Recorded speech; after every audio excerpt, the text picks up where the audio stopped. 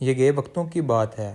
خالد نامی فرما بردار بچہ اپنی نانی کے ساتھ ایک چھوٹے سے قصبے میں رہتا تھا۔ ایک دن اس کے قصبے اور آس پاس کے علاقوں میں ایک ایسی وبا پھیلی جس کے باعث خالد کے والدین فوت ہو گئے۔ ان کی وفات کے بعد نانی نے خالد کو اپنے پاس بلا لیا اور سلائی کڑھائی کر کے کچھ کما لیتی تھی اور خالد بھی محنت مزدوری کر کے نانی کا بوجھ ہلکا کرتا۔ اس طرح ان دونوں کا گزر بسر ہو رہا تھا۔ وقت گزرتا رہا، اب نانی بوڑھی اور ان کی نظر بھی کمزور ہو گئی تھی، پھر بھی وہ کھانا پکانا اور گھر کے چھوٹے موٹے کام کر لیتی تھی۔ خالد جوان ہو گیا تھا، اب گھر کی ساری ذمہ داری اس کے کندھوں پر تھی۔ گرمی کے دن تھے، خالد کھیت میں ایک کسان کے ساتھ مزدوری کر رہا تھا کہ گرمی کے سبب اس کو چکر آیا اور وہ وہیں گر گیا۔ کسان فوراً خالد کو حکیم کے پاس لے گیا۔ حکیم نے اس کا معائنہ کر کے دوا دی۔ دوا کھانے سے اس کی طبیعت بہتر ہو گئی، لیکن وہ کافی کمزور ہو گیا تھا۔ حکیم نے مشورہ دیا کہ خالد 1 ماہ تک کوئی محنت مشقت والا کام نہ کرے۔ گھر میں رکھا ہوا اناج اور پیسے آہستہ آہستہ ختم ہو رہے تھے۔ خوراک نہ ملنے پر خالد کا پالتو کتا اور بلی بھی کمزور ہو گئے تھے۔ ایک دن ایک فقیر نے خالد کے گھر کے باہر صدا لگائی کہ میرے بچے بھوکے ہیں، کچھ کھانے کو دے دو۔ خالد کی نانی اماں نے گھر میں جو کچھ کھانے پینے کو تھا سب فقیر کو دے دیا۔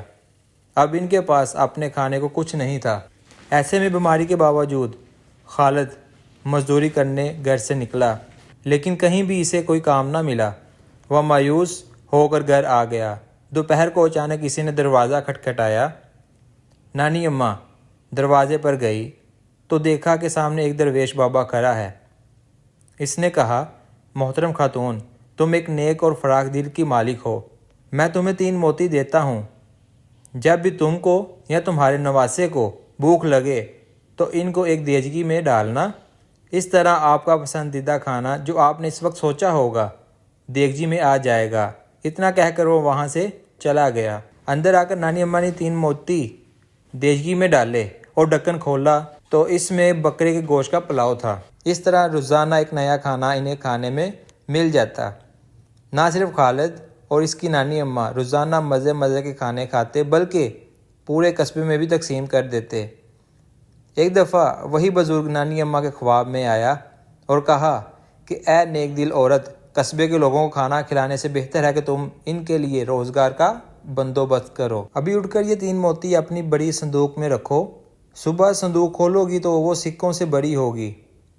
ان سکوں سے سامان خرید کر ایک بڑی دکان کھول لینا اور قصبے کچھ ضرورت مندوں کو وہاں کام پر رکھ لینا۔ دکان سے خوب برکت ہوگی۔ اپنے نواسے سے کہنا کہ قصبے میں ایک بڑا کارخانہ لگائے، اس سے لوگوں کو روزگار ملے گا۔ صبح نانی اماں نے خواب خالد کو بتایا۔ دونوں نے کمرے میں جا کر صندوق کھولا تو واقعی وہ سکوں سے بھرا ہوا تھا۔ خالد اسی وقت شہر گیا اور دکان کے لیے بہت سارا سامان خرید کر لے آیا اور قصبے میں دکان کھول لی۔ گاؤں کے لوگوں کو دکان پر بٹھایا، یوں ان کو بھی روزگار مل گیا۔ 6 ماہ بعد خالد نے قصبے میں ایک بڑا کارخانہ لگوایا۔ اس طرح پورے قصبے کے لوگ جو بے روزگار تھے ان کو روزگار مل گیا۔ لوگ خوشحال زندگی گزارنے لگے۔ پیارے بچوں، اس کہانی سے ہمیں سبق ملتا ہے، حالات سے تنگ آ کر کبھی بھی مایوس نہیں ہونا۔ اللہ سب کی مدد کرتا ہے، بس محنت سے جی نہ چرانا۔ امید کرتے ہیں کہ آپ کو ہماری آج کی کہانی پسند آئی ہوگی۔ اگر آپ اس چینل پر نئے ہیں تو اس چینل کو سبسکرائب کریں تاکہ آنے والی ہر ویڈیو آپ تک بآسانی پہنچ سکے۔ انشاءاللہ نئی ویڈیو کے ساتھ آپ کی خدمت میں حاضر ہوں گے۔ اللہ حافظ۔